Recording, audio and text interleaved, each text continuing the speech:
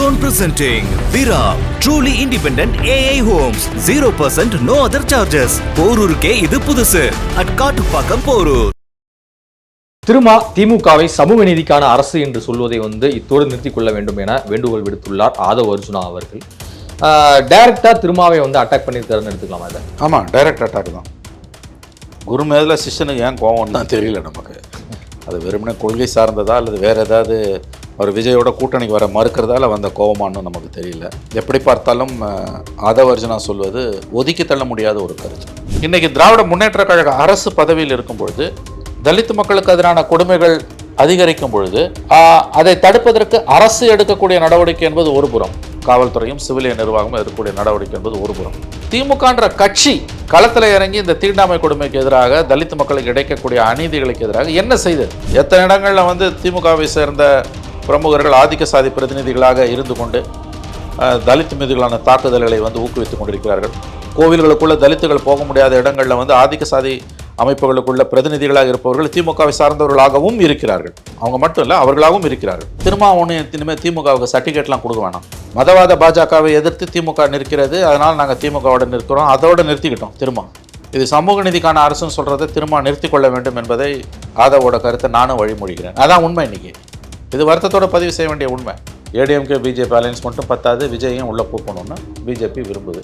அது எப்படி அவர் வருவார்? அந்த கூட்டணிக்குள்ளே வந்தால் அவருக்கு அதை என்ன ஆகும்? நிர்மல்குமார் சொன்னார், ஆதவ் அர்ஜுனா சொன்னார், விஜய் சொல்லணுன்றாங்க. விஜய் சொன்னால் மட்டும் இவங்க அடங்குவாங்க பிஜேபியில்?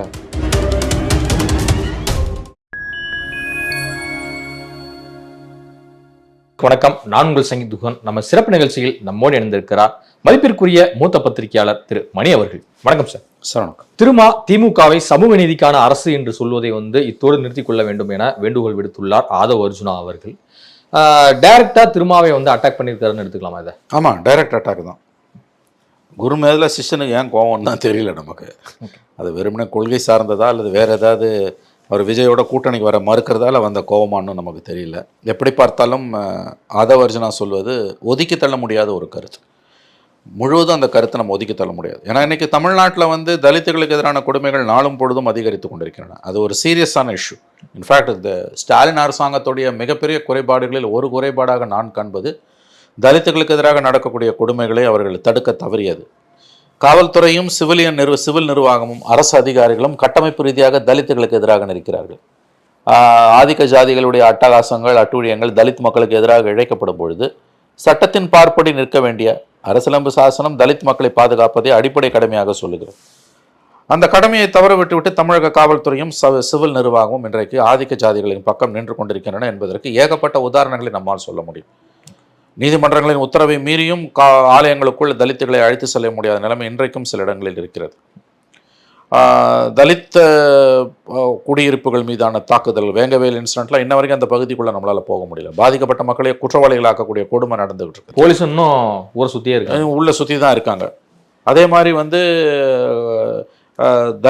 தலித் மக்கள் குடியிருப்புகள் வழியாக தேரோட்டங்கள், கோவில் தேரோட்டங்களை கொண்டு போவது என்பது இன்றைக்கும் கடினமானதாக இருக்கிறது. ஒவ்வொரு முறையும் நீதிமன்றங்களின் நெடிய படிக்கட்டுகளில் ஏற வேண்டியிருக்கிறது. ஆகவே சிஸ்டம் தலித்துகளுக்கு எதிராக தான் இருக்குது. இதில் நான் என்ன கேட்குறேன்னா, திராவிட மாடல் ஆட்சியை பார்த்து தீண்டாமை கொடுமைக்கு திமுக பொறுப்பல்ல, நான் ஒப்புக்கொள்கிறேன். அது ஆண்டாண்டு காலமாக இருப்பது, ஒரே நாளில் அது குறைஞ்சிட போகிறது கிடையாது. தீண்டாமை சமூகத்தில் நிலவுவதற்கு திமுக பொறுப்பு அல்ல, நான் ஒப்புக்கொள்கிறேன். ஆனால் இன்றைக்கி திராவிட முன்னேற்ற கழக அரசு பதவியில் இருக்கும் பொழுது தலித் மக்களுக்கு எதிரான கொடுமைகள் அதிகரிக்கும் பொழுது அதை தடுப்பதற்கு அரசு எடுக்கக்கூடிய நடவடிக்கை என்பது ஒரு புறம், காவல்துறையும் சிவிலியன் நிர்வாகமும் எடுக்கக்கூடிய நடவடிக்கை என்பது ஒரு புறம். திமுகன்ற கட்சி களத்தில் இறங்கி இந்த தீண்டாமை கொடுமைக்கு எதிராக தலித் மக்களுக்கு கிடைக்கக்கூடிய அநீதிகளுக்கு எதிராக என்ன செய்தது? அது நீங்கள் பார்த்தீங்கன்னா பல இடங்களில் இந்த ஆதிக்க ஜாதிகள் தலித்துகளுக்கு எதிராக கிளர்ந்து எழக்கூடிய ஒடுக்குமுறையில் அடக்குமுறையில் ஈடுபடக்கூடிய காரியங்களில் பார்த்தீங்கன்னா அந்த ஆதிக்க ஜாதிகளுடைய கூட்டமைப்பு அதனுடைய பிரமுகர்களாக இருப்பவர்கள் எல்லாம் அரசியல் ரீதியாக திமுகவினராக இருக்கிறார்கள். இந்த கேலி கூத்த இந்த வெக்கக்கேடை எங்கே போய் சொல்லுவீங்க? ஏன்னா இது ஒரு சமுதாய இயக்கம். நீங்கள் திரும்ப திரும்ப சொல்கிறீங்க இது அடிப்படையில் ஒரு சமுதாய இயக்கம், பதவி வரும் போவோம், என் துண்டுக்கு சமம், தோளில் இருக்க துண்டுக்கு சமம்னு கலைஞர், அன்பு தலைவர் கலைஞர் நிறைய இடத்துல டைலாக் விட்டுருக்காரு. துண்டை வேணா தூக்கி போட்டுருவார், ஒரு தடவை கூட போட்டதில்லை, அது வேறு விஷயம். ஆனால் இந்த டைலாக்லாம் சாதாரணமாக தலைவர் கலைஞர் வாயிலேருந்து வரும். நான் கேட்குறது என்னென்னா, திமுக அரசு இங்கே இருக்கும் பொழுது தலித்துகளுக்கு எதிரான கொடுமைகள் மாநிலத்தின் பல பகுதிகளில் அரங்கேறும் பொழுது அந்த இடத்துல வந்து நீதியை நிலைநாட்ட வேண்டிய பொறுப்பு திமுக அரசுக்கு மட்டுமல்ல, திராவிட முன்னேற்ற கழகன்ற கட்சிக்கும் இருக்குது. ஒரு கட்சியாக நீங்கள் தொடர்ந்து தோல்வியைத்தான் தழுவி கொண்டிருக்கிறீர்கள். எத்தனை இடங்களில் வந்து திமுகவை சேர்ந்த பிரமுகர்கள் ஆதிக்க சாதி பிரதிநிதிகளாக இருந்து கொண்டு தலித் மீதுகளான தாக்குதல்களை வந்து ஊக்குவித்துக் கொண்டிருக்கிறார்கள். கோவில்களுக்குள்ள தலித்துகள் போக முடியாத இடங்களில் வந்து ஆதிக்க சாதி அமைப்புகளுக்குள்ள பிரதிநிதிகளாக இருப்பவர்கள் திமுகவை சார்ந்தவர்களாகவும் இருக்கிறார்கள். அவங்க மட்டும் இல்லை, அவர்களாகவும் இருக்கிறார்கள். மற்ற கட்சிக்காரனும் இருக்கான். அப்போ இந்த இடங்கள்லாம் நீங்கள் எப்படி வந்து உங்கள் திராவிட மாடலை நியாயப்படுத்துவீங்க? மறுபடியும் சொல்லுகிறேன், தீண்டாமை கொடுமைக்கு திமுக காரணம் அல்ல. தீண்டாமை சமூகத்தில் இன்றளவும் தொடர்வதற்கு திமுக காரணம் அல்ல, நான் ஒப்புக்கொள்கிறேன். அது ஆண்டாண்டு காலமாக இருக்கக்கூடிய பிரச்சனை, 1000 ஆண்டு கால கொடுமை அது. ஆனால் இன்னைக்கு ஒரு அரசு அமைந்த பிறகு, திமுக அரசு அமைந்த பிறகு, திமுக ஒரு கட்சியாக இந்த தீண்டாமை, மறுபடியும் சொல்கிறேன், திமுக ஒரு கட்சியாக இந்த தீண்டாமை கொடுமைகளுக்கு எதிராக, தலித்துகளுக்கு எதிராக இழைக்கப்படக்கூடிய கொடுமைகளுக்கு எதிராக இன்னைக்கு என்ன செஞ்சிருக்குது? ஏன் உங்கள் மந்திரிங்க உங்கள் எம்பிக்கெல்லாம் போய் ஜாதி மாநாட்டில் கலந்துக்கிறாங்க? அதை உங்களால் கட்டுப்படுத்த முடியல. அப்புறம் என்ன திராவிட மாடல், வெங்காய மாடல்? உங்கள் மந்திரிங்க எத்தனை பேர் ஜாதி மாநாட்டில் கலந்துக்கிறாங்க? உங்கள் எம்எல்ஏக்கள் எத்தனை பேர் ஜாதி மாநாட்டில் கலந்துக்கிறாங்க? ஏன்னா எல்லா ஜாதி மாநாடும், எல்லா சுயசாதி பெருமையும் அடிப்படையில் தலித்துகளுக்கு எதிரானது. எல்லா சுயசாதி பெருமையும் அடிப்படையில் தலித்துகளுக்கு எதிரானது. என்ன சொன்னார் ஆதவர்ஜுனா? மறுபடியும் அந்த வார்த்தையை சொல்லுங்க. சமூக நீதிக்கான அரசு தான் திமுக அப்படின்னு சொல்ற இதோட நிறுத்திக்கணும் அப்படிங்க. நல்லது. ஆதவர்ஜுனா சொன்னதை நான் முழுவதும் ஏற்றுக்கொள்கிறேன். அதான் உண்மை. இன்னைக்கு திமுக ஒன்றும் இனிமேல் திமுகவுக்கு சர்டிஃபிகேட்லாம் கொடுக்க வேணாம்.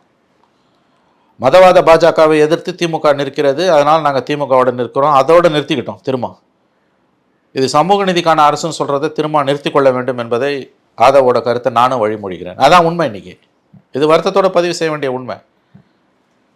திமுக செய்யக்கூடிய தவறுகளுக்கு, குறிப்பாக தலித் மக்களுக்கு எதிரான கொடுமைகளுக்கு, நடக்கக்கூடிய அட்டூழியங்களை தடுக்க தவறியதற்கு சிலுவை சுமந்து கொண்டிருக்கிறார் திருமா. திமுகவுடைய தவறுகளுக்கு சிலுவை சுமக்கிறார் திருமா. அதான் ஆதவர்ஜுனாவோட கருத்தோட சாராம்சம். பாஜகவுடன் கூட்டணி இல்லை, திமுகவுடன் கூட்டணி இல்லை, கொள்கை எதிரி பாஜக, அரசியல் எதிரி திமுகன்னு தாவேக்கா தங்களுடைய நிலைப்பாட்டை வந்து தெளிவாக விளக்கிட்டாங்க. ஆனா அப்படி இருந்தும் கூட பாஜக கூட்டணிக்கு வந்து விஜய் வருவாரா அப்படிங்கிற கேள்விக்கு தமிழிசை என்ன சொல்றாங்க அப்படின்னா, நிர்மல்குமார் தானே சொல்லியிருக்கிறாரு, விஜய் வந்து பாஜக கூட்டணிக்கு வரமாட்டேன்னு சொல்லலையே அப்படிங்கிற ரீதியில் அவங்க ஒரு கருத்தை தெரிவிச்சிருக்காங்க. இதை பார்க்கும்போது விஜய் வந்து தங்கள் அணிக்குள் இணைக்க பாஜக வந்து முயற்சிக்குதா? ஆமாம், பாஜக விஜயை எப்படியாவது கூட்டணிக்குள் கொண்டு வந்து விட மிகப்பெரிய முயற்சிகளை மேற்கொண்டிருக்கிறது. வர்ச்சுவலாக விஜய் கிட்ட பிஜேபி யாசகம் கேட்கிறது. சாம பேத தான தண்டத்தை யூஸ் பண்ணுவாங்க. இனிமேல் கெஞ்சி பார்ப்பாங்க, கொஞ்சி பார்ப்பாங்க,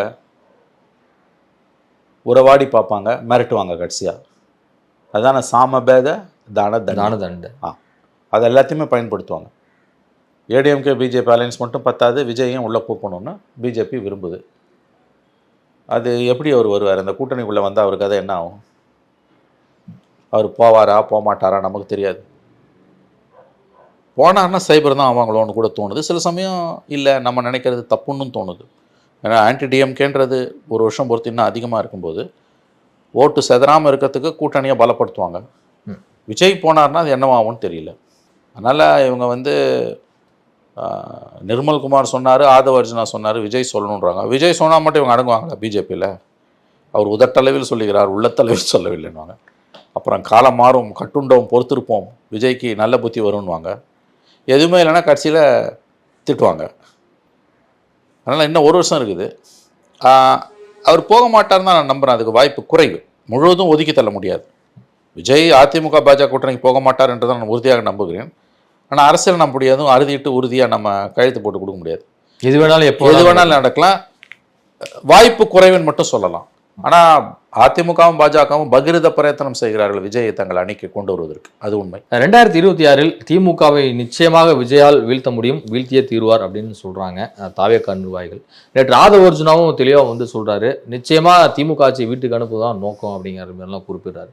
ஸோ இதெல்லாம் குறிப்பிடுறவங்க வந்து அதிமுக பற்றி பேசும்போது அது ஏற்கனவே மக்களால் தோற்கடிக்கப்பட்ட கட்சி தாங்க, அந்த கட்சியோடு நாங்கள் எங்கே போய் கூட்டணி வைக்க போகிறோம் அப்படிங்கிறத குறிப்பிடுறாங்க. அப்ப எடப்பாடி வந்து மெகா கூட்டணி அமைப்பேன்னு சொல்லிட்டு இருந்தாரு. அந்த மெகா கூட்டணிக்குள் விஜய் வரல அப்படிங்கறத மீண்டும் தெளிவுபடுத்துறாங்க. இப்போதைக்கு தெளிவுபடுத்துகிறார்கள். விஜய் இப்பொழுதைக்கு சொல்லக்கூடிய அவர் கட்சிக்காரங்களோட ஸ்டேட்மெண்ட்டை வச்சு பார்க்கும்போது அவர் போக மாட்டார், போவதற்கு வாய்ப்புகள் குறைவுன்னு தான் எனக்கு தோணுது. ஆனால் பிஜேபி என்ன செய்யும் நமக்கு தெரியாது. விஜய் தனியாக நிற்பதால் அதிமுக பாஜக கூட்டணிக்கு பெருத்த பின்னடைவு ஏற்படுன்ற ஒரு நிலை வந்ததுனால் இவர்கள் எந்த எல்லைக்கு போவார்கள் என்று நமக்கு தெரியாது. இடி ரெய்டு, ஐடி ரெய்டு இது எல்லாமே வந்து பார்த்தீங்கன்னா திமுக அணி மீதான ஒரு நம்பகத்தன்மையை மக்களிடத்தில் தேர்தல் நேரத்தில் வந்து பார்த்தீங்கன்னா இழக்க செய்யும். இல்லை, இதுக்கு ஒரு பாதிப்பு இருக்குங்க. அதாவது இது வெறும் பழிவாங்கு நடவடிக்கைன்னு இவங்க கடந்து போக முடியாது. இடி நடவடிக்கை வந்து திமுகவில் முக்கியஸ்தர்களை நோக்கி நகர்கிறது. ரதீஷ் அவர் தப்பிச்சு போயிருக்காரு. அடுத்து ஆகாஷ் பாஸ்கரன் அவர் முதலமைச்சர் நெருங்கிய உறவினர். இவர்களெல்லாம் விசாரணை வளையத்துக்குள் கொண்டு வரப்படும் பொழுது சம்மன்ஸ் வருது, இல்லை கைது நடவடிக்கைகள்லாம் இருக்குதுன்னா கண்டிப்பாக திமுகவின் நம்பகத்தன்மையை, கூட்டணியின் நம்பகத்தன்மையை சிதைக்கும். இது ஒரு பலனும் இல்லாமல் போயிடும். இது வெறும் பழிவாங்க நடவடிக்கைன்னு மக்கள்லாம் அப்படியே டாஸ்மாக் ஊழலை பற்றி கவலைப்படாமல் இது மோடி அரசாங்கத்தோட பழிவாங்க நடவடிக்கை, இவங்கெல்லாம் உத்தம சீலர்கள், இவங்க ₹1 கூட தெரியல, இவங்கெல்லாம் மகாத்மா காந்தியின் மறுவாரிசு, கக்கனின் கடமை தவறாத வீரர்கள் அப்படிலாம் மக்கள் ஒன்றும் இதை கடந்து போக மாட்டாங்க. அடுத்தடுத்த காட்சிகள் அரங்கேறும் பொழுது கண்டிப்பாக வந்து இது திமுக கூட்டணி நம்பகத்தன்மையை சிதைக்கும். அது ஏற்கனவே இருக்கக்கூடிய ஆன்டி இன்கம்பன்ஸுக்கு ப்ளஸ்ஸாக மாறுது. இது மட்டுமே ஊழலால் மட்டும் ஒருத்தன் ஜெயிக்கிறது தோக்கிறது கிடையாது. ஜெயலலிதா திரும்ப திரும்ப நீதிமன்றங்களால் ஊழல் வழக்கில் தண்டிக்கப்பட்டார், திரும்ப திரும்ப மக்களால் தேர்ந்தெடுக்கப்பட்டார். அந்த பாக்கியம்லாம் இவங்க யாருக்கும் கிடைக்காது. அந்த அம்மா ஜெயலலிதா வேற, இவங்க வேற. அதனால் இது சிம்பத்தியை உண்டாக்கும் என்பது வந்து ரொம்ப தவறான பார்வை. இது வந்து திமுகவுக்கு முட்டு கொடுக்கணும், என்ன நடந்தாலும் திமுகவுக்கு நான் முட்டு கொடுத்தே தான் இருப்பேன், என் பிறவி பையனே திமுகவுக்கு முட்டு கொடுக்கறதான் அப்படின்னு சில பத்திரிகையாளர்கள் வாழ்ந்துக்கிட்டு இருக்காங்க. அவங்க வேணால் இப்படிலாம் சொல்லலாம். ஜென்மம் எடுத்ததோட பலனே திமுகவுக்கு முட்டு கொடுக்காது.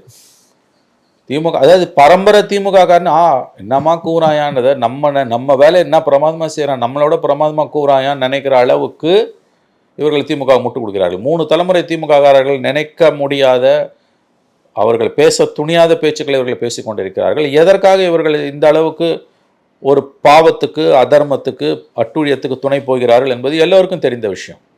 அதை பற்றிலாம் நம்ம விவரிக்க வேண்டிய அவசியமே கிடையாது. ஆனால் இதனாலெல்லாம் ஒன்றும் இவங்க ஜெயிச்சிடலாம் முடியாது. உங்கள் கேள்வி வந்து இது ஒருவேளை அமலாக்கத்துறையின் அடுத்த கட்ட நடவடிக்கைகள் அதிகார மையத்தில் இருப்பவர்களை நோக்கி மேலே மேலே எழும்பி செல்லுமே, ஆனால் அது மக்கள் மத்தியில் திமுக கூட்டணியின் நம்பகத்தன்மையை சிதைத்து தேர்தலில் திமுகவுக்கு வெற்றி வாய்ப்புக்கு பாதிப்பை ஏற்படுத்துமான்னு நீங்கள் கேட்குறீங்க. கரெக்டா? ஆமாம், 100% ஏற்படுத்தும். இதெல்லாம் மக்கள் கடந்து போக மாட்டாங்க. நாங்கள் 1,00,000 கோடி கொள்ளடிப்போம் என்னை கேட்டீங்கன்னா மதவாத பாஜக உள்ளே வந்துடும்னா மக்கள் அதெல்லாம் ஒருபோதும் ஏற்றுக்கொள்ள மாட்டார்கள். மக்கள் சரியான நேரத்தில் சரியான தீர்ப்பை கொடுப்பார்கள். நீங்கள் மதவாதத்துக்கு, ஃபாசிசத்துக்கு எதிரான போராட்டத்தில் தூய்மையான நிர்வாகம் என்பது அடிப்படை தேவை. நாங்கள் ஒரு பக்கம் மதவாதத்தை எதிர்ப்போம், இன்னொரு பக்கம் கொள்ளையோ கொள்ளை அடிப்போம், ஊழலில் மூழ்கி முத்தெடுக்கிற அரசாங்கத்தை தான் நாங்கள் நடத்துவோம். ஆனால் நாங்கள் மதவாதத்தை எதிர்க்கிறோம், மதவாதம் தான் பெரிய ஆபத்து ஊழலை விட, இந்த கதையெல்லாம் அளந்தீங்கன்னா மக்கள் உங்களை நிராகரிப்பார்கள், மக்கள் உங்களை தூக்கி எறிவார்கள். அதனால் இந்த நடவடிக்கைகள் தொடருமே. ஆனால் மறுபடியும் அந்த கேவியட்டை போட்டு நான் பேசுகிறேன். நாளைக்கு இவங்க பிஜேபியோட ஏதோ ஒரு காம்ப்ரமைஸ் பண்ணாங்கன்னா இந்த நடவடிக்கைகள் ஒரு தொய்வு வரலாம். காம்ப்ரமைஸ் ஆவதற்கும் வாய்ப்பு இருக்குது. அதெல்லாம் எதுவுமே நடக்காதுலாம் நீங்கள் சொல்ல முடியாது. ரதீஷ் தப்பிச்சு போனதே இன்னமும் ஒரு ஸ்மால் விண்டோவை ஓப்பன் பண்ணியிருக்காங்க. ஏதோ ஒரு சமரசத்துக்கு பாஜக விரும்புகிறது.